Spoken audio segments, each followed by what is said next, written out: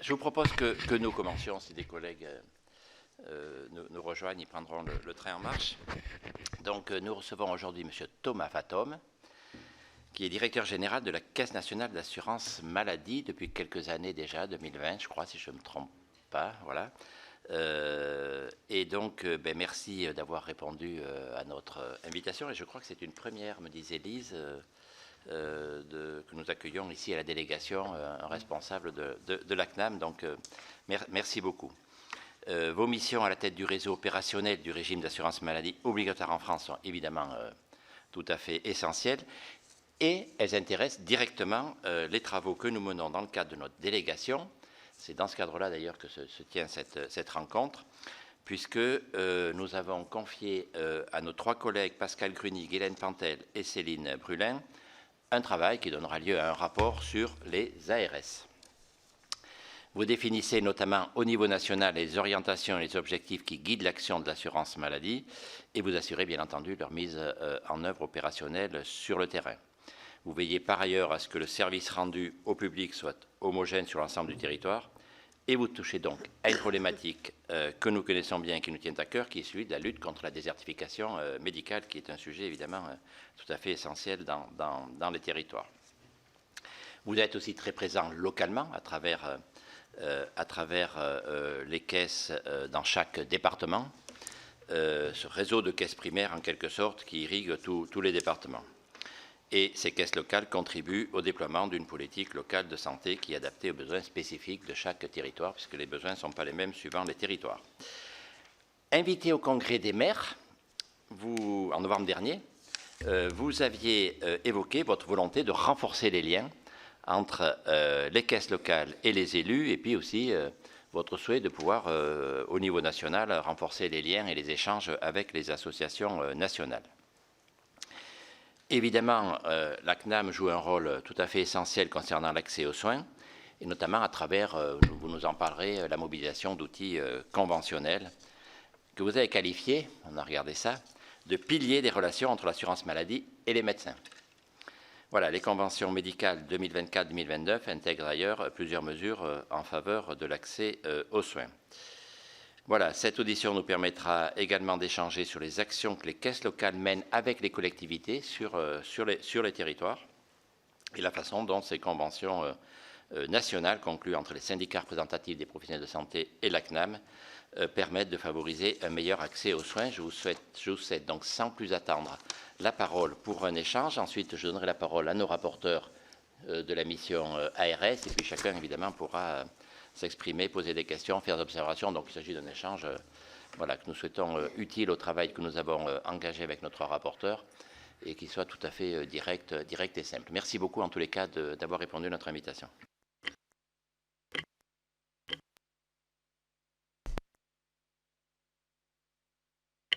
Voilà. Merci beaucoup, Monsieur le Président. Pardon, Mesdames les sénatrices, Messieurs les sénateurs. Merci pour cette invitation. Je ne savais pas que c'était une première, mais qui traduit certainement des éléments sur lesquels je vais insister au démarrage, sur, en effet, l'investissement croissant de l'assurance maladie sur les politiques locales de santé.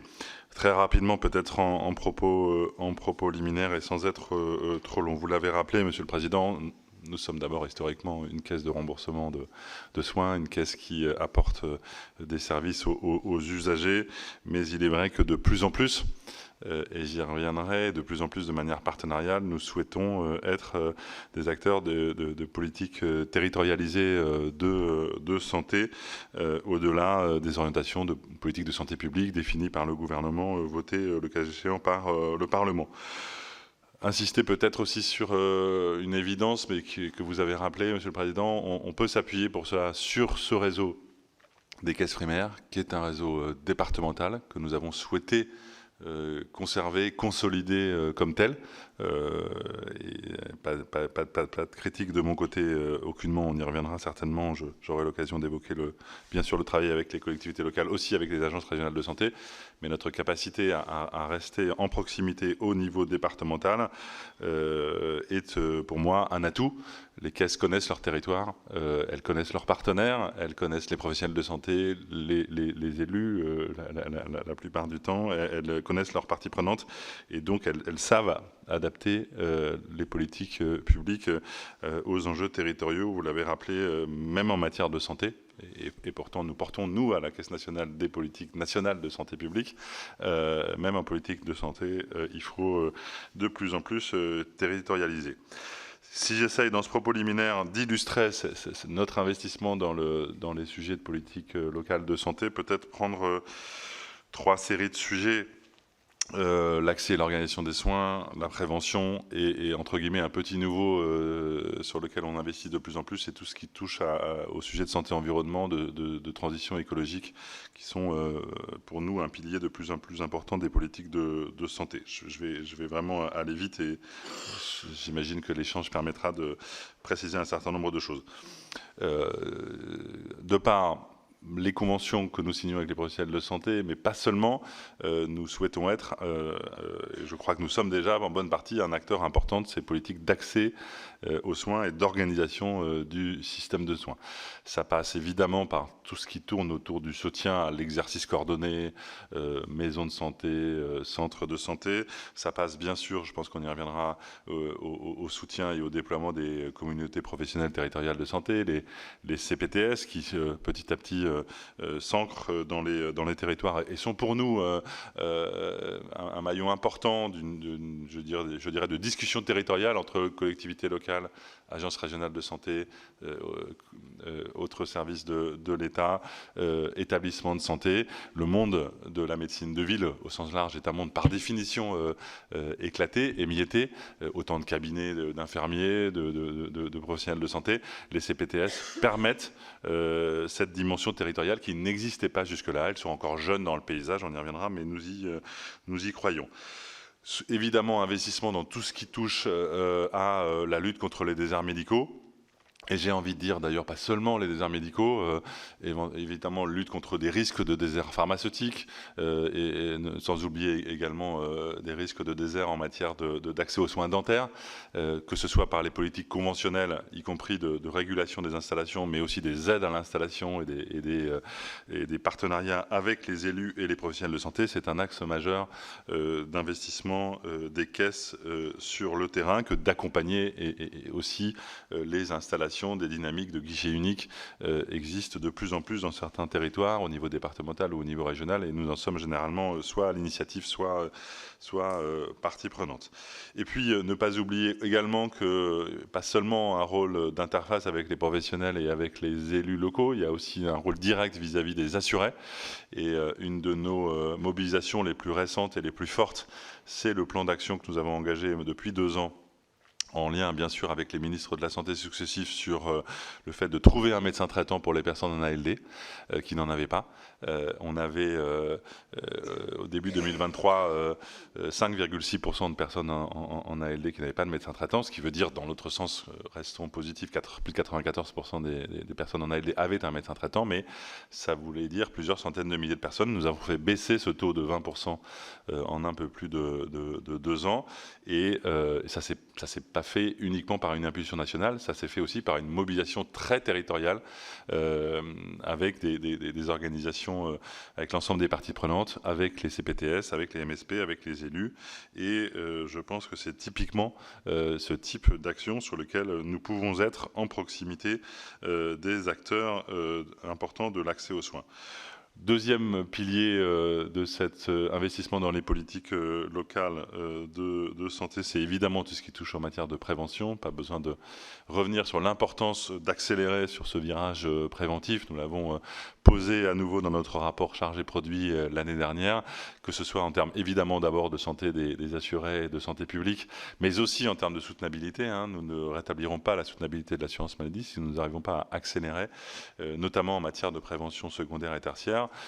Éviter les pathologies chroniques, limiter leur aggravation, c'est des enjeux majeurs. Derrière, il y a évidemment des axes, là aussi, de politique nationale, je n'oppose pas les deux, parce que partout en France, On a besoin de plus dépister les personnes sur les cancers, on a besoin de plus vacciner, on a besoin de faire plus de prévention bucco-dentaire. Donc il y a des ambitions nationales, il y a des programmes d'action nationaux, il y a des organisations nationales, j'y reviendrai, mais ça s'articule et ça ne peut produire des résultats que si c'est très profondément articulé avec des actions territoriales. Un seul exemple, on pourra y revenir, le programme Génération sans carie, proposé à tous les enfants en famille un examen bucco-dentaire annuel.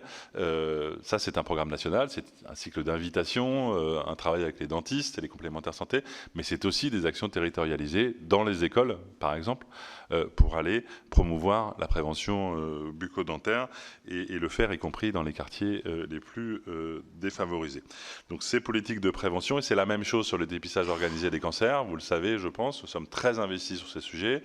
Nous avons déployé une politique d'aller vers assez déterminée. On a créé 7 plateaux d'appel sortants qui ont appelé plus de 4 millions d'assurés l'année dernière pour leur proposer de prendre des rendez-vous sur les dépistages organisés. Mais c'est en appui d'initiatives territoriales, soutien aux associations, soutien aux campagnes de dépistage qui peuvent être pilotées à l'échelon local, soutien à des formes mobiles de dépistage et avec une interaction opérationnelle qui fait que quand on va faire une campagne d'appel, il y a un dialogue qui se fait avec les parties prenantes au niveau local pour articuler les démarches. Je pourrais y revenir. Troisième peut-être axe, je disais un peu nouveau dans le paysage, si j'ose dire, mais qui est pour nous très important, c'est l'investissement en matière de santé, environnement et transition écologique. Pas besoin, je pense, d'aller très loin pour évidemment partager les enjeux en termes de santé publique de ces dimensions santé-environnement sur lesquelles l'assurance maladie jusque-là était peu présente. Et généralement, c'est là encore des enjeux très, très territoriaux. Et donc, nous nous investissons de plus en plus. C'est l'accompagnement de professionnels de santé sur les programmes zéro phtalate, c'est évidemment tout ce qui tourne autour de la sobriété dans l'utilisation du système de santé, c'est le transport partagé, c'est la lutte contre le gaspillage de pansements, et là encore, on trouvera des actions territorialisées. Nous avons enclenché une expérimentation anti-gaspi avec un certain nombre de caisses et des infirmiers, des médecins et des pharmaciens qui se déploient là aussi au niveau local. Je termine peut-être, Monsieur le Président, Mesdames les sénatrices, Messieurs les sénateurs, par simplement, et sans doute aussi peut-être pour ouvrir la discussion, pour dire que par essence, cet investissement ne se fait pas de manière solitaire, il se fait en partenariat. Pas de politique efficace en matière d'organisation des soins, d'accès aux soins, de prévention, si elles ne se font pas de manière partenariale, avec bien sûr les agences régionales de santé, avec les associations des professionnels de santé et avec les collectivités locales. Et c'est le sens, vous y avez fait référence, Monsieur le Président, c'est vrai, à l'initiative que j'ai prise et au souhait que je porte et à la mobilisation que je porte avec le réseau de l'assurance maladie de renforcer les liens entre les caisses primaires et les collectivités locales. Pour faire court, parfois, notre sentiment a été que beaucoup d'élus locaux, mais ça a été le cas aussi du côté peut-être d'un certain nombre d'acteurs préfectoraux, ont découvert la capacité à faire des caisses primaires au travers du Covid. Centre de dépistage, centre de vaccination, mise à disposition de données, information de la population, information des professionnels de santé. Et ça a été, dans beaucoup de territoires, entre guillemets, des rencontres, non pas que les élus ne connaissaient pas les caisses primaires, mais en tout cas, peut-être d'une capacité à être encore plus investis dans les politiques locales de santé. Et donc, je souhaite qu'on s'appuie sur cette dynamique, ça commence à être un peu lointain, mais à pouvoir amplifier, à faire connaître nos politiques publiques, à se mettre à la disposition aussi des dynamiques territoriales de santé. On y reviendra. Beaucoup de caisses sont partie prenante des contrats locaux de santé que portent beaucoup de maires et beaucoup de collectivités départementales. Nous pouvons apporter, et peut-être c'est un point aussi important, notamment beaucoup de données. Nous avons la chance de gérer finalement les données de consommation de soins de plus de 65 millions d'assurés. Et donc, et derrière tout ça, d'avoir beaucoup d'informations sur l'activité des professionnels de santé, sur leur démographie. Je me permets d'ailleurs d'inviter la délégation, si elle n'a pas encore été regardée, sur Amélie. Nous avons ouvert un certain nombre d'espaces de data visualisation, comme on dit, qui donnent accès à beaucoup d'informations sur le système de santé au niveau national, mais aussi régional et départemental. Et donc, on peut mettre à disposition des contrats locaux de santé, des initiatives territoriales, beaucoup de données pour comprendre la démographie, l'accès aux soins, la proportion de personnes en ALD, en C2S, et au travers d'un outil comme Raizone, par exemple, nous pouvons et nous faisons déjà, je crois, nous créons des outils accessibles pour les élus locaux. J'ai eu l'occasion, là aussi, au Salon des maires, d'en faire la démonstration pour beaucoup de maires qui sont passés nous voir au stand de l'assurance maladie. Donc cette dynamique-là, elle vise à se déployer de manière pérenne, hein, je dirais, avec les différents niveaux de collectivités territoriales. J'ai eu l'occasion d'échanger avec l'ensemble des représentants des associations d'élus au niveau national, et de décliner ensuite, d'essayer de voir quels pouvaient être leurs besoins vis-à-vis de nous, et de décliner cette feuille de route, et donc de mobiliser les directrices et les caisses primaires et leurs équipes pour être visibles, à disposition, efficaces dans cette relation partenariale. Voilà peut-être, Monsieur le Président, ce que je peux dire en introduction. Il y a évidemment beaucoup de thématiques. En quittant cette réunion, j'irai lancer les négociations avec les professionnels de santé autour du sujet France Santé, qui est aussi évidemment un outil d'accès aux soins, et donc là aussi ça illustre notre mobilisation. Mais je me tiens évidemment à votre disposition et à celle des rapporteurs. Mais merci, Monsieur le Directeur. Merci aux collègues qui nous ont rejoints. Peut-être je vais commencer par passer la parole à nos deux rapporteurs, puisque Guylaine n'est pas là, donc Pascal et Céline. Et puis ensuite, voilà, les collègues qui veulent intervenir, signalez-vous. Oui, merci Monsieur le Directeur Général. Avec Céline, nous avons l'habitude de voir très régulièrement Monsieur Fatome au sein de la Commission des Affaires sociales. Donc, on a l'habitude de partager. Donc, merci pour vos propos liminaires. Moi, ce que j'aurais souhaité, c'est avoir les choses plus concrètes. Parce que, bon, moi, je suis conseiller départemental, comme mes collègues, hein, certains sont dans les conseils municipaux, etc. Mais sincèrement, moi, je ne vous vois pas dans le paysage. On parle tout le temps des ARS. On ne parle pas, en fait, des caisses. Et je n'ai pas, moi, personnellement, accès au directeur, par exemple, de la CPAM. Donc, moi, j'aurais voulu savoir concrètement quels étaient, justement, les liens et ce qui, éventuellement, va changer, justement, dans cette proximité que vous avez parcouru comme ça, mais concrètement, comment ça va se faire avec les ARS? Là, vous venez de parler de France Santé. Bon, nous, dans le cadre du PLFSS, nous ne voit pas trop France Santé ce que ça apporte aussi. Hein, c'est un guichet en plus. Donc concrètement, en fait, comment ça se passe? Comment vous voyez ça? La coordination avec les CPTS, vous l'avez dit, je pense que les CPTS, c'est pas uniforme en fait dans tous les départements. Là aussi, je ne sais pas si vous êtes un acteur qui peut justement favoriser ces échanges, parce que là, en revanche, je pense que c'est important par rapport au territoire. Justement dans l'organisation de la santé, et comme on est, je dirais pratiquement tous dans des déserts médicaux entre guillemets, parce que je ne crois pas qu'on soit favorisé, parce que même si on situe les pieds dans l'eau, je sais pas, à Nice, dès qu'on fait quelques kilomètres à l'intérieur des terres, on est dans un désert médical. Donc c'est partout comme ça. Vous avez parlé aussi des pharmacies. Là aussi, comment vous pouvez accompagner, parce que on a des difficultés, c'est-à-dire que s'il n'y a plus de médecins, il n'y a plus de pharmacie. Et aujourd'hui, on en est là, parce que à force de serrer aussi au niveau des marges, et ça on en parle souvent, les pharmaciens, en fait, ils n'arrivent plus à générer suffisamment de résultats, et il n'y a pas de reprise. Et beaucoup de pharmaciens, de jeunes pharmaciens, ne veulent plus s'installer, acceptent de travailler dans une pharmacie, mais du coup, ça ne permet pas de couvrir.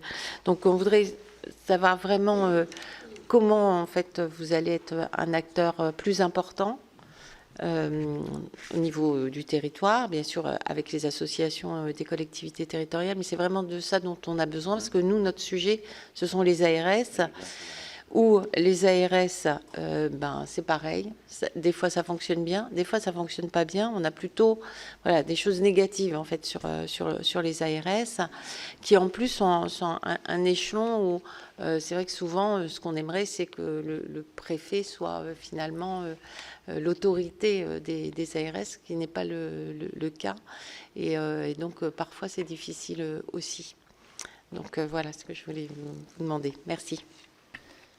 Merci Pascal, et tu as soulevé un ensemble de problèmes importants, et notamment la relation entre la CNAM et les ARS. Oui. Tu as souligné comment tout ça fonctionne.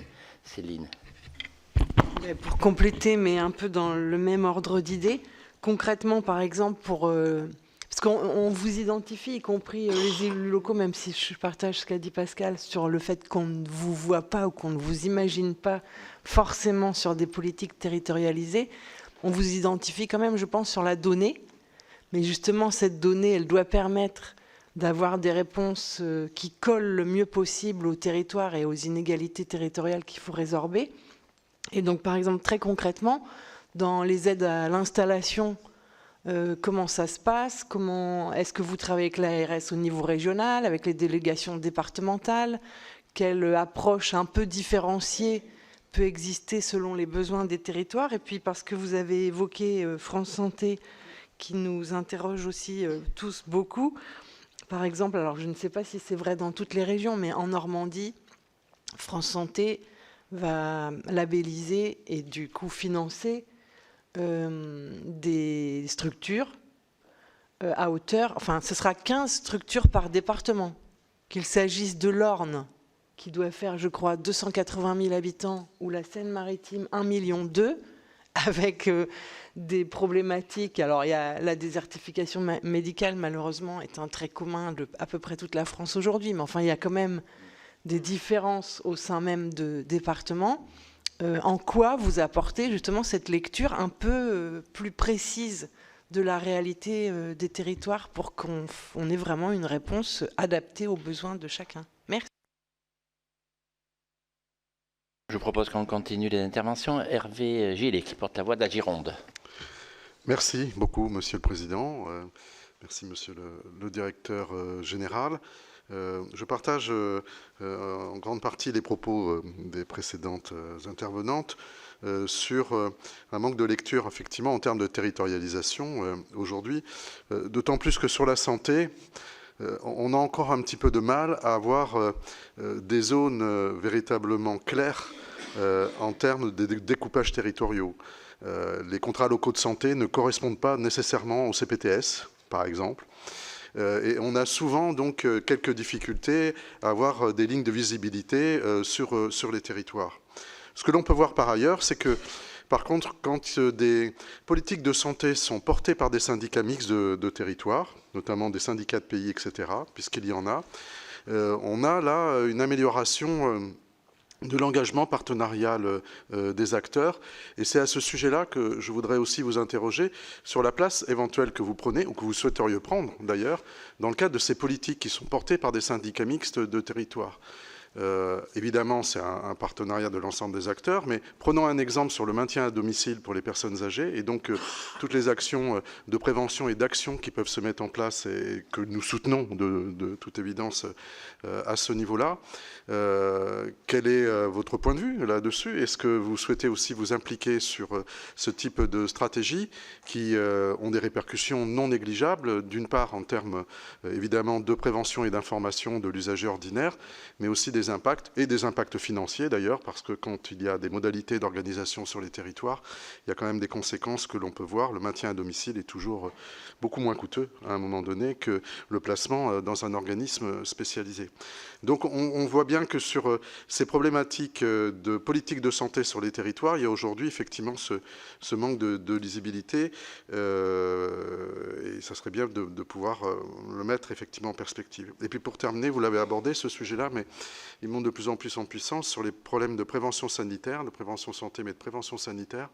On voit bien que ces sujets aujourd'hui et demain vont être de plus en plus puissants. La problématique de l'eau aujourd'hui l'illustre particulièrement.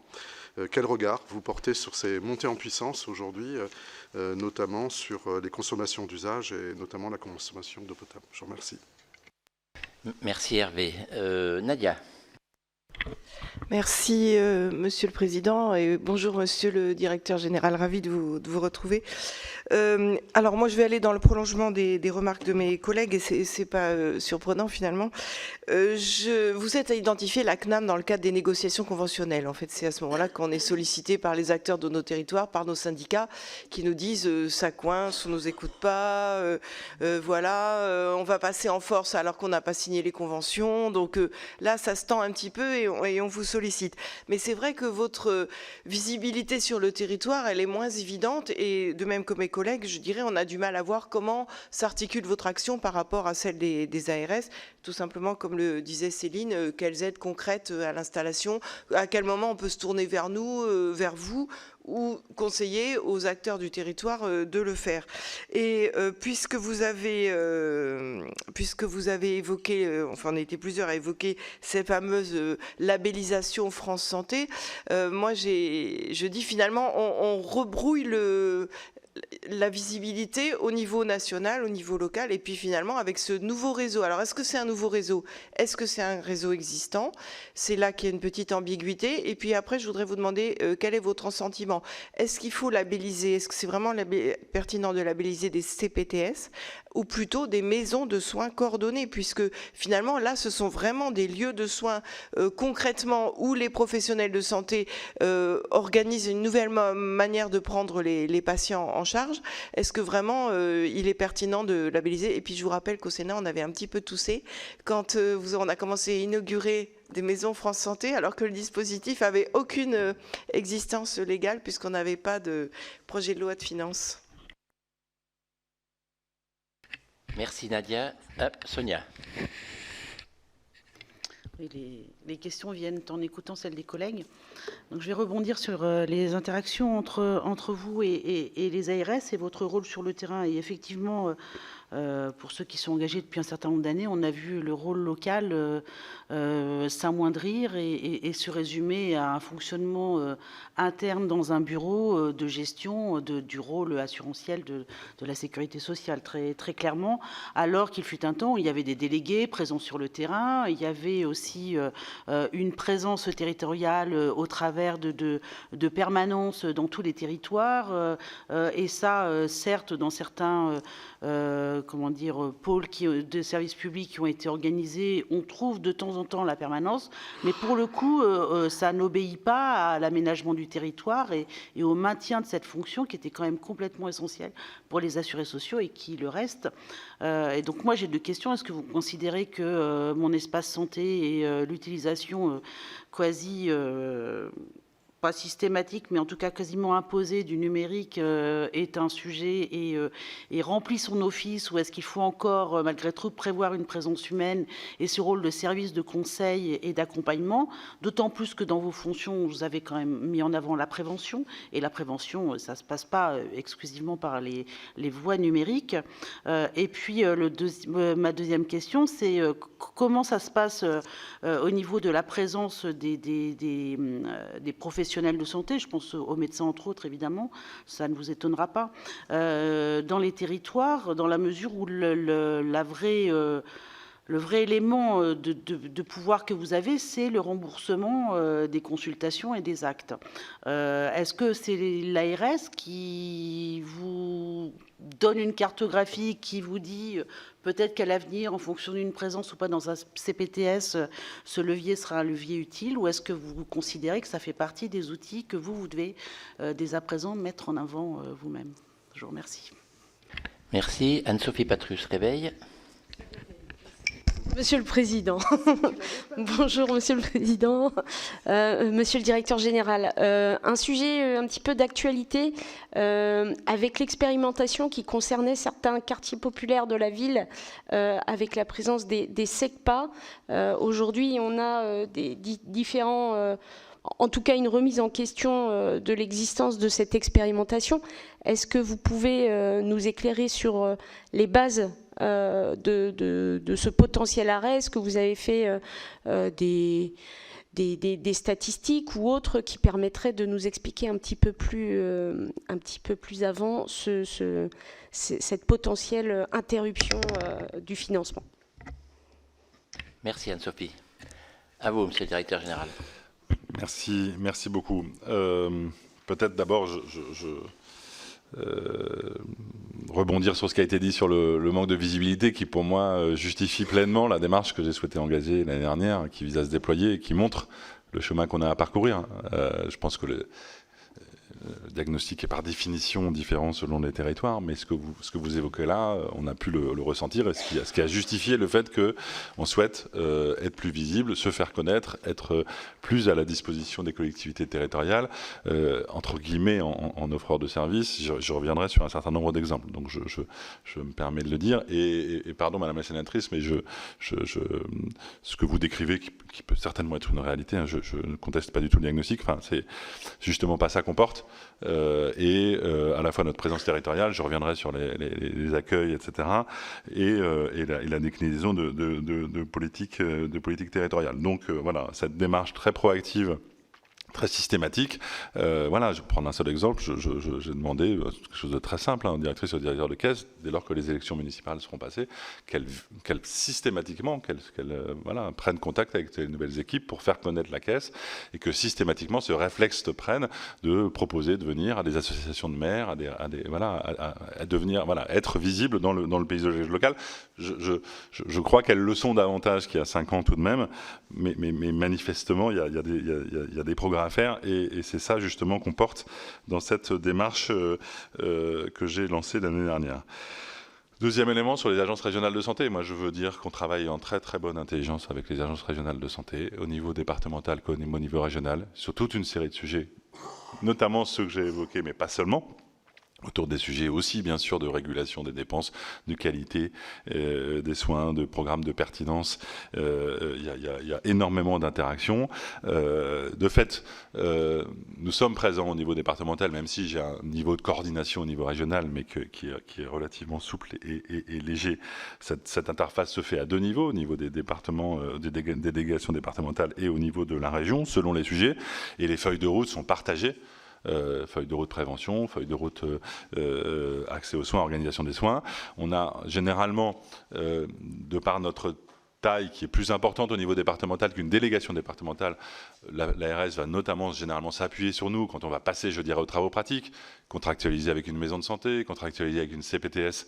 Ça se décline dans une feuille de route régionale, mais généralement c'est la caisse primaire en lien avec le directrice ou le directeur de la délégation départementale qui va aller gérer au quotidien la relation avec la CPTS de tel territoire, avec la maison de santé, avec le centre de santé. Et moi, je veux partager avec vous l'investissement fort des ARS sur ces politiques publiques-là, dans un contexte éminemment difficile en matière de démographie médicale, de situation hospitalière qui reste tendue, d'accès aux soins qui peut rester difficile, bien sûr, dans certains territoires.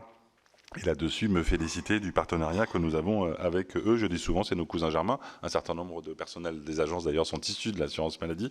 Et comme je me déplace beaucoup, je rencontre souvent les directeurs d'ARS, et bien sûr au niveau national, mais au niveau territorial, et les directions départementales. Et je peux vous dire qu'il y a des échanges extrêmement réguliers pour appréhender des situations qui sont parfois difficiles. Pour répondre peut-être plus précisément, notamment aux 2 premières questions, je vais essayer de prendre quelques exemples de cette stratégie. D'abord, je pense que nous devons davantage faire connaître les dispositifs de l'assurance maladie. Je prends un exemple, un des dispositifs les plus importants pour nous sur l'accès aux soins, c'est l'assistant médical.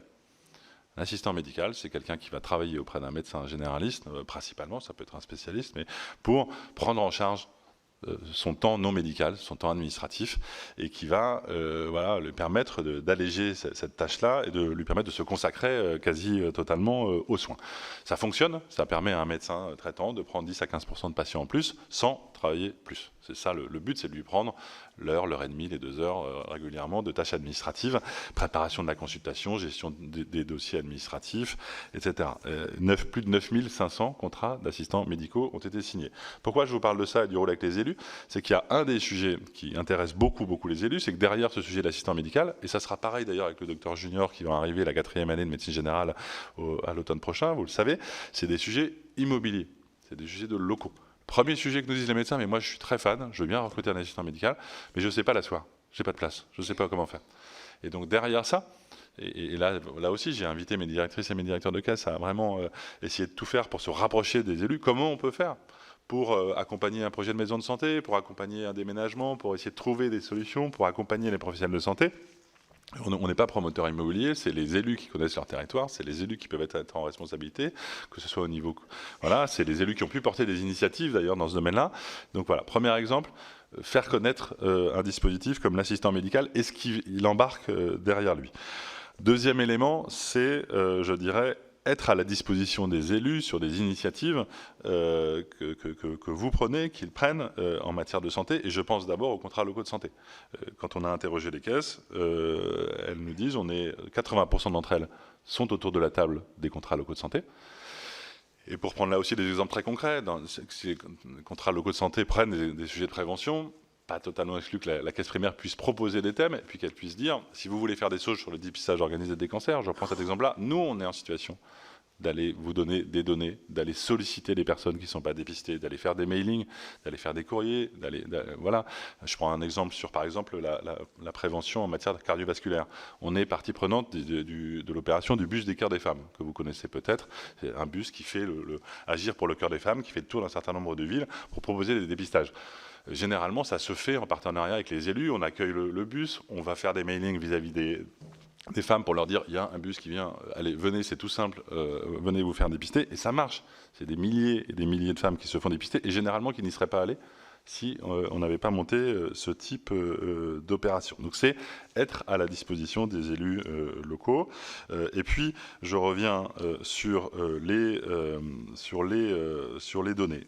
Nous avons donc monté un certain nombre de plateformes de données qui sont à la disposition notamment des élus. J'évoque notamment Raison CPTS qui donne beaucoup d'informations. Et généralement, quand un certain nombre d'élus montent un contrat local de santé, quand ils veulent s'investir sur ces sujets-là, on met à disposition ces données, c'est facile d'accès et ça permet de voir qui est installé sur les territoires, où sont les populations fragiles, où sont les populations en ALD, les âges, la démographie des professionnels, où est-ce qu'il y a des risques de fragilité du territoire. Et ça, c'est quelque chose que nous voulons approfondir. On a proposé aux associations d'élus, d'ailleurs au niveau national, d'aller plus loin dans l'expression de besoins pour que quelque part on soit plus clair sur qu'est-ce qui manque. Il y a notamment l'infradépartemental qui peut être pour nous parfois plus compliqué pour aller chercher, pour aller mettre à disposition de données, y compris pour des questions juridiques. Mais c'est le troisième exemple que je voulais vous donner. Mais après, c'est par définition, je dirais, pas normé, c'est par définition très dépendant des projets territoriaux, des élus, de l'ARS, de la caisse primaire. Donc les rôles peuvent être différents selon les thématiques. Et dernier exemple que je voulais prendre, c'est d'essayer de se coordonner sur la relation avec les professionnels de santé.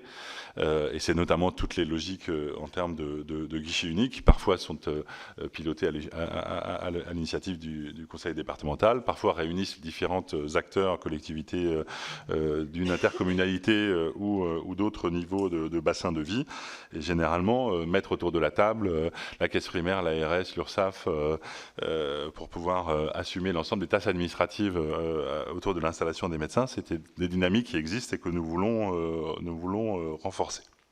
Si j'essaye maintenant de venir peut-être à d'autres questions, j'allais dire plus spécifiques. D'abord sur les pharmacies.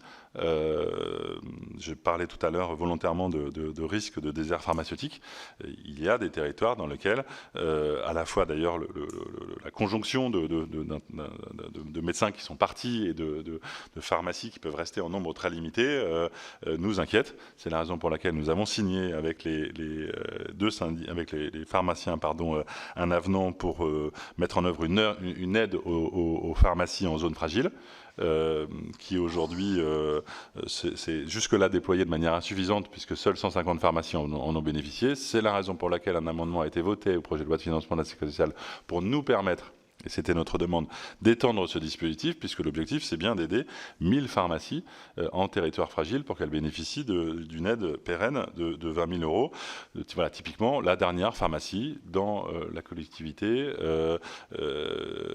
dans laquelle il y a éventuellement plus de médecins, qui, évidemment, dont on a besoin en termes évidemment d'accès aux médicaments et plus largement de ce que peut faire aujourd'hui une pharmacie. Sur France Santé. Comment dire, voilà, vous l'avez décrit, il y a un processus de labellisation qui a été engagé, qui est quelque part l'initiation d'un dispositif déjà identifié, notamment des maisons de santé, des centres de santé qui sont déjà bien installés sur le territoire et qui pourraient avoir ce label. Moi, ma responsabilité en tant que directeur général de l'assurance maladie, là en l'espèce, c'est de négocier le cahier des charges de France Santé pour ce qui concerne les maisons de santé et les centres de santé. Qu'est-ce qu'on met comme contenu dans ce label France Santé? Comment ça s'interface avec ce qui existe déjà, puisqu'il y a déjà un accord conventionnel interprofessionnel qui existe avec l'ensemble des syndicats, d'ailleurs, des professions de santé. C'est ce qu'on va faire.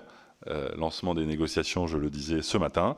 Objectif, les finaliser pour le début du mois de mai, pour pouvoir, voilà, d'ailleurs, être à l'écoute des professionnels et mettre derrière des objectifs, du contenu en termes d'accès aux soins, en termes de prévention, en termes de parcours de soins, en termes de réponse aux soins non programmés. Et je pense que ça va nous permettre tout de même de consolider cette offre de soins dans les territoires dont on a besoin, parce qu'il y a beaucoup d'endroits où, notamment les maisons de santé et les centres de santé, c'est quand même une solution qui permet de fixer une offre de soins. Mais après, je ne vais pas faire la négociation avant de l'avoir menée. C'est aussi une façon aussi de dire ce label, il ne va pas se construire d'en haut, il va se construire avec les professions de santé, à l'écoute des acteurs. Autour de la table, j'ai les syndicats nationaux, mais j'ai aussi la fédération des maisons de santé aussi qui porte une vision très territoriale. Vous connaissez les uns les autres sans doute avec santé. Et donc, c'est ça qu'on va construire avec eux. C'est la même chose sur les centres de santé. Je reviens, Madame la sénatrice, sur le sujet de l'accueil et des permanences. D'abord, je vais vous dire très clairement une chose. Le service public de l'assurance maladie, il reste accessible aujourd'hui de manière physique, téléphonique et numérique. Physique, téléphonique et numérique, c'est bien les trois piliers de la relation de service que nous avons. On a plus de 800 points d'accueil sur les départements. On est partie prenante des France Service, des plus de 2500 France Service et pas de manière épisodique et ponctuelle. On est un des principaux partenaires de France Service, qui nous a permis d'ailleurs de projeter une offre d'accueil, y compris là où on n'était pas. Et donc on reste, on accueille plus de 3 millions de personnes chaque année dans nos accueils. 3 millions de personnes dans nos accueils, 25 millions d'appels téléphoniques et 47 millions de personnes qui ont un compte Amélie. Aujourd'hui, c'est vrai qu'il est notre principal point de contact avec nos usagers, parce que c'est ce que les usagers, dans 8 ou 9 cas sur 10, demandent. Avoir un accès numérique facile, renouveler sa carte vitale si on l'a perdue, demander une carte européenne d'assurance maladie, regarder où on est son dossier Digi, mais voilà, les chiffres que je donne ne sont pas anecdotiques. 3 millions de personnes qui viennent dans nos accueils, 25 millions de personnes qui nous appellent au téléphone, ça veut dire qu'on n'est pas dans une exclusivité numérique. Aucun service de l'assurance maladie repose sur une approche exclusive en termes numériques. Si vous allez à l'accueil et que vous demandez une attestation de droit, certainement qu'on vous dira Madame, Monsieur, vous auriez pu avoir un compte Amélie, est-ce que vous avez un compte Amélie? On va vous accompagner, vous proposer de l'ouvrir, mais on vous donnera l'attestation. Et ça, c'est très important parce qu'on a une partie de nos publics qui ne sont pas à l'aise avec le numérique, il y a une partie de nos publics qui préfèrent le téléphone, ça c'est une réalité. Au passage, on s'est beaucoup investi pour rétablir la qualité de service au téléphone, puisqu'on a maintenant un taux de décroché qui est revenu à 90%. Juste, monsieur le sénateur, sur les problématiques, notamment d'aide à domicile et de maintien au domicile, ça fait partie de nos politiques prioritaires. Madame la sénatrice Legout, vous évoquez les négociations conventionnelles. On est, vous le savez, en train de négocier avec les infirmiers en en ce moment même, et j'espère finaliser ces négociations avant la fin du mois de mars. Typiquement, la capacité qu'on a à avoir 100 000 infirmiers libéraux dans notre pays qui vont tous les jours à domicile des patients,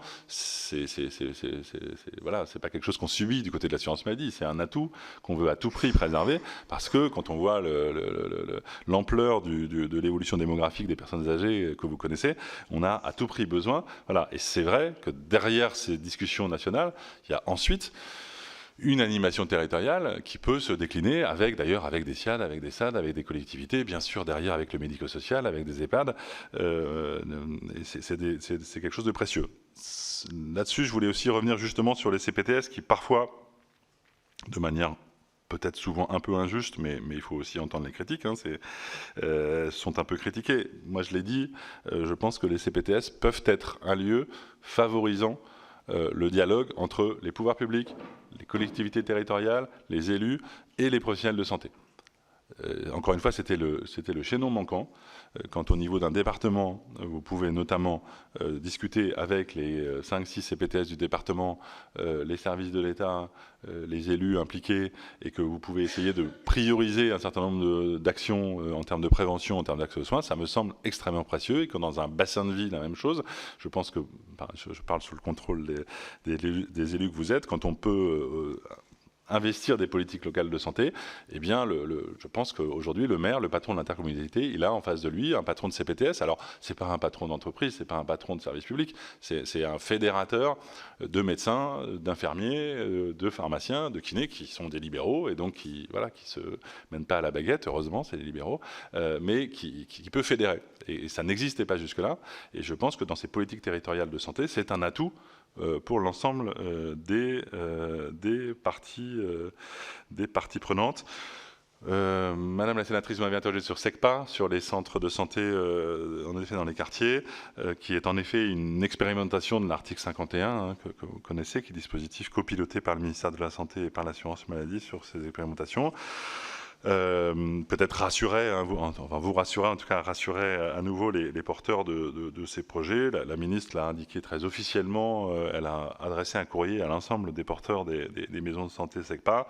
Le financement se poursuivra vis-à-vis de ces maisons, notamment en 2026. Après, comme l'ensemble des discussions autour de l'article 51, quand on passe au droit commun, quand on essaie de voir comment on peut déployer, il y a une discussion qui se fait, c'est quoi les conditions de bascule en droit commun.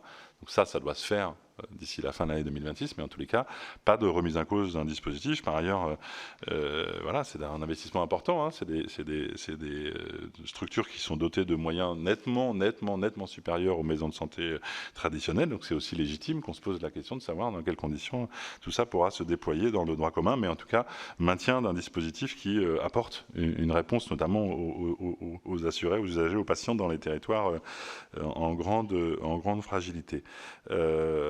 Voilà, peut-être, j'espère ne pas avoir oublié des questions, c'est possible, mais en tout cas, essayer d'avoir apporté un éclairage. Encore une fois, les retours que vous faites sont pour moi une incitation à, je dirais, redoubler d'efforts, et je peux vous témoigner d'une appétence et d'une envie des équipes des caisses primaires. Je le disais, elles connaissent bien leur territoire, et donc elles sont très désireuses de mieux, à la fois mieux faire connaître les dispositifs de l'assurance maladie, et mieux être à l'écoute des attentes des professionnels de santé. Et je partage avec vous une chose, on a un système de santé national, et je pense pour ma part que c'est un bien précieux. Mais ça n'épuise pas le sujet de pouvoir donner une marge de manœuvre aux acteurs territoriaux pour porter des projets. Voilà, ce que nous faisons quand nous négocions avec les maisons de santé pluriprofessionnelles, un cadre de partenariat, derrière, il y a une discussion locale qui se fait. C'est la même chose sur les CPTS. On a un cadre de financement des CPTS qui existe, il fixe un certain nombre de règles. Ensuite, il y a une discussion, un dialogue sur qu'est-ce que la CPTS veut faire, c'est quoi les priorités du territoire, qu'est-ce que nous considérons en tant que financeurs comme étant des priorités d'action en matière de prévention, en matière d'accès aux soins, et qu'est-ce que la CPTS peut rendre comme service. Ça, c'est un dialogue qui ne se fait pas à Paris, c'est pas un dialogue qui se fait pas à Porte de Montreuil, au siège de la CNAM, c'est un dialogue qui se fait au niveau territorial, et je pense qu'il y a de plus en plus de sujets comme ça qui doivent permettre de répondre aux difficultés d'accès aux soins, notamment. Merci, Monsieur le Directeur Général, pour l'ensemble de ces informations et de ces précisions. Je vous propose que nos rapporteurs, si elles en sont d'accord, puissent revenir vers vous au fil de l'avancement de leurs travaux sur les ARS, voilà, pour pouvoir...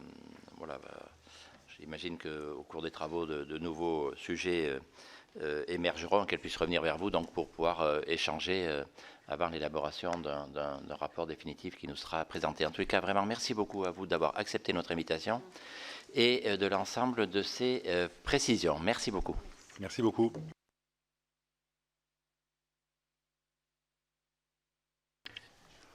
Et pour le deuxième sujet, je propose que nos collègues rapporteurs, Cédric et Gérard, reviennent un peu là et peut-être qu'on se répartisse un peu autrement pour faciliter les échanges.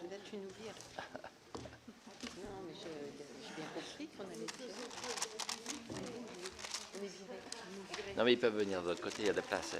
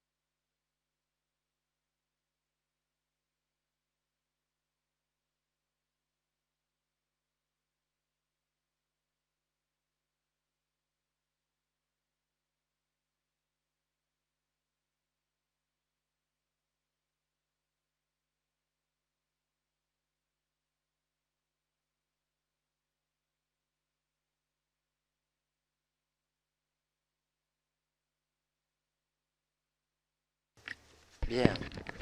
Eh bien, écoutez, nous passons à un autre sujet différent, mais non moins important, qui est celui, vous le savez, de la question de l'eau. Notre attention, mais celle de beaucoup de nos collègues, avait été attirée sur le fait que les agences de l'eau n'avaient pas tout à fait, comment je vais dire ça, n'avaient pas tout à fait perçu que la loi sur la compétence de l'eau d'assainissement avait changé. Donc, voilà. On fera attention à la manière dont on l'écrira dans le compte-rendu. Bon, l'idée simple, vous connaissez ça par cœur, c'est qu'il y avait le transfert de compétences qui était annoncé depuis longtemps, d'abord prévu au 1er janvier 2020, et que grâce au Sénat, on avait reporté au 1er janvier 2026 pour nous donner du temps de pouvoir faire bouger les choses. Et donc que les agences de l'eau, dans leur immense majorité, avaient anticipé un transfert de compétences aux intercommunalités à fiscalité propre au 1er janvier 2026 et avaient calé leur 12e programme sur ce transfert de compétences. Et avaient mis même d'ailleurs, avaient amené à des refus de subventionnement de dossiers avant même que cette compétence soit transférée, que cette date soit atteinte, refuser de subventionner des projets au motif qu'il fallait d'abord transférer la compétence à l'établissement public de fiscalité propre. Et donc, on a voulu avec Cédric et Gérard, évidemment, s'emparer de ce sujet. Nous avons voté la loi en avril 2025. Et là, on aurait pu imaginer que ça y est, quand même, les agences s'adaptaient. Et en fait, pas du tout. Sur le terrain, les remontées que l'on avait, c'était de dire, ben non, si le périmètre, l'idée n'est pas de dire il faut chaque fois que les communes gardent la compétence, ce n'est pas notre sujet. Moi, je suis d'ailleurs plutôt favorable à mutualiser. Mais le périmètre de mutualisation de création d'un syndicat, par exemple, il doit rester à la main des élus. C'est le sens même de la loi que l'on a faite. Et là, on avait des agences qui encore nous disaient, écoutez, si le périmètre ne nous paraît pas pertinent, on ne subventionnera pas votre projet. Donc, on a voulu s'intéresser à ce sujet. Alors, pour tout dire, en travaillant, en faisant des auditions, alors j'ai les chiffres là, je ne m'en souviens plus, mais je crois qu'on a fait, on a dû avoir un certain nombre de... On a fait d'ailleurs des auditions en plénière, 2 tables rondes en séance plénière, 6 auditions, voilà, on a fait, il y a eu des contributions écrites. Et donc, on s'est aperçu donc, de cette politique des agences. Et donc, en faisant ces auditions, en échangeant avec les collègues, etc., sont apparus d'autres sujets, notamment sur les questions de gouvernance de l'eau, du financement, du grand cycle de l'eau, du petit cycle de l'eau, qui sont intéressantes. On a voulu, dans un premier temps, vraiment se concentrer sur les sujets de base pour lesquels on avait engagé ce rapport. Donc, c'est pour ça que c'est une mission flash, 3 recommandations. Mais l'idée, c'est qu'on puisse, par la suite, avec un peu plus de temps, peut-être poursuivre le travail sur la question, encore une fois, de gouvernance, des financements, du grand cycle de l'eau. On s'aperçoit qu'il y a de plus en plus de sommes qui sont consacrées à la question du réchauffement climatique, ce qui est utile, mais du coup au détriment des investissements sur les réseaux d'eau, d'assainissement, etc. Donc ça mérite, tout ça nécessite un travail plus approfondi qu'on ne vous présentera pas là. On a voulu se concentrer sur une mission flash, 3 recommandations que l'on va vous indiquer. Voilà, et peut-être dire aussi, je n'ai pas du tout suivi les recommandations qui m'ont été faites, mais peut-être,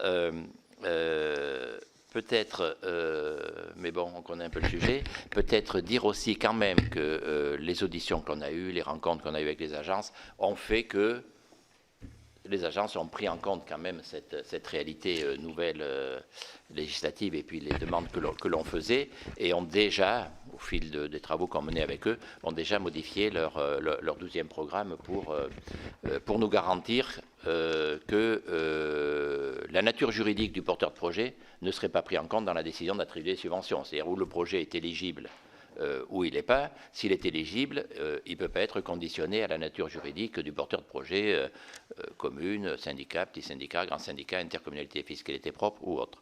Voilà, donc on a quand même aujourd'hui, on est plutôt rassuré, mais nous savons que nous devons aussi veiller à ce que ceci s'applique bien sur le terrain, parce que entre ce que nous disent les responsables, préfets coordonnateurs, directeurs généraux des agences, et puis les messages qui sont portés, alors ça a évolué, sur le terrain par les représentants de ces agences, il y a souvent, on a constaté qu'il y avait encore des écarts.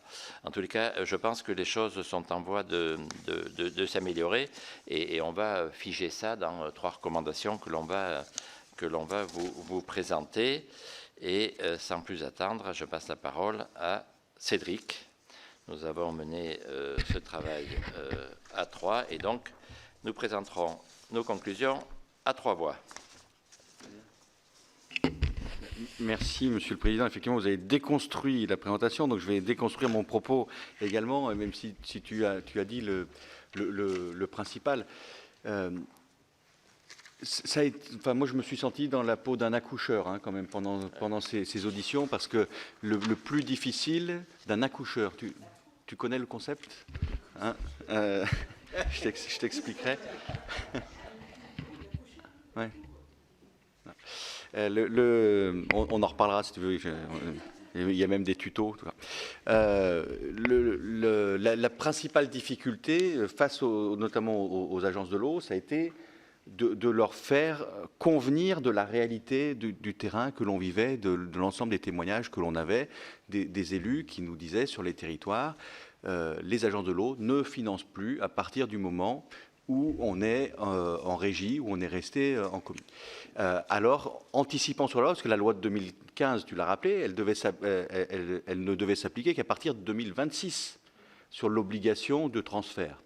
Donc, ça veut dire que jusqu'en 2026, la loi n'imposait pas de transfert et n'imposait pas de regroupement. Malgré tout, ils avaient, si on est poli, on dit qu'ils avaient anticipé une règle qui n'existait pas encore, où ils avaient inscrite une règle qu'eux souhaitaient et qui n'était pas ni voté par le législateur, ni souhaité par les autorités publiques et politiques, parce que c'était une doctrine qu'il soutenait, qu'il défendait et qu'il souhaitait. Et pour appliquer une loi qui n'existe pas, eh bien, ils ont mis en œuvre des stratégies d'évitement pour ne jamais admettre qu'ils refusaient, en tout cas publiquement devant l'audition, ça a été un peu dur de leur faire dire, qu'ils refusaient par principe. Leur règlement en général ne disait jamais on refuse par principe d'aider les petites communes. Mais dans les faits, ils ne le faisaient pas. Et ils demandaient même aux communes, très souvent, on a eu de nombreux témoignages de ce type-là, de ne pas déposer de dossier. Ils disent ça ne sert à rien, de toute façon, vous ne l'aurez pas.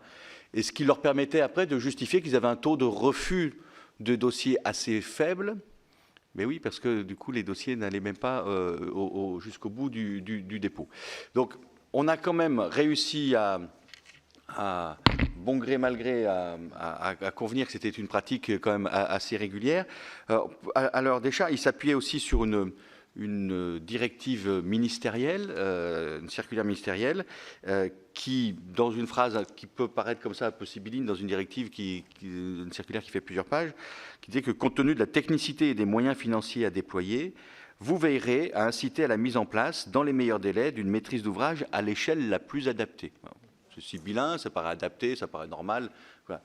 Et c'est en s'appuyant là-dessus qu'il dit, mais non, vous êtes en régie, ce n'est pas pour nous l'échelle la plus adaptée, et donc vous n'aurez pas de financement. Donc nous, l'objectif vraiment de la mission, c'était de cerner un peu ce problème, de le faire admettre et de voir pourquoi et sur quoi il se basait pour arriver à ce type de conclusion.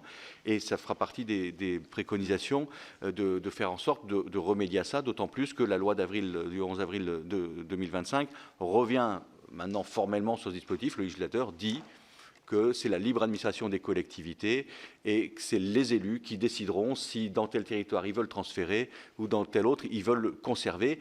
Là encore, il y a des particularités qu'on a relevées là aussi pendant la mission, que je n'avais pas forcément en tête, mais il y a des disparités, notamment Est-Ouest, où la compétence est beaucoup plus souvent conservée en régie dans l'Est de la France et notamment dans les zones de montagne. C'est le cas aussi dans les Pyrénées. C'est 75% de la compétence. En gros, c'est 29% à l'échelle nationale des communes qui ont gardé la compétence en régie, 75% dans un département comme la Corse. Et on voit que notamment dans des régions montagneuses, c'est aussi beaucoup plus important. Dans les plaines de l'Ouest, on est là beaucoup plus souvent sur des compétences qui sont mutualisées. Voilà. Mais encore une fois, nous, l'objectif, c'est pas de dire que c'est mieux que ce soit mutualisé ou que c'est mieux que ce soit en régie, c'est dire que c'est aux élus de décider localement la manière dont ils veulent gérer, et les agences de l'eau, parce que tous les élus, y compris les plus petites communes qui ne touchent plus de subventions depuis un certain temps, contribuent. Et donc, c'est normal qu'elles aient un retour, notamment quand elles appliquent la loi et qu'elles appliquent la libre administration.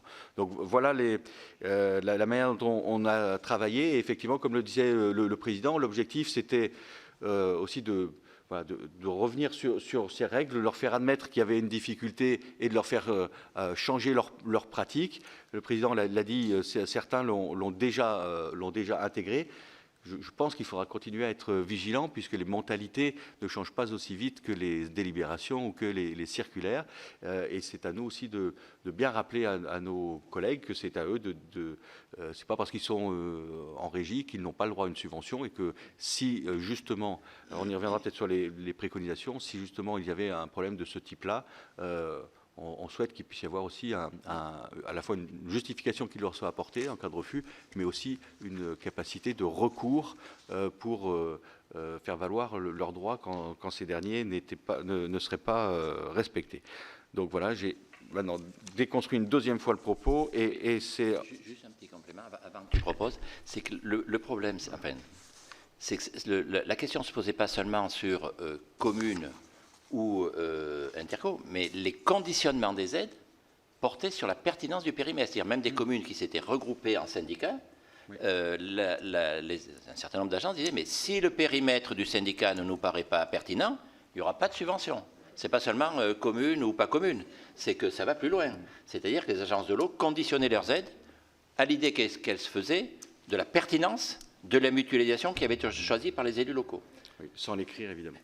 Oui, alors, et on avait même une agence, et après j'arrête, on avait même une agence qui a écrit dans son programme que les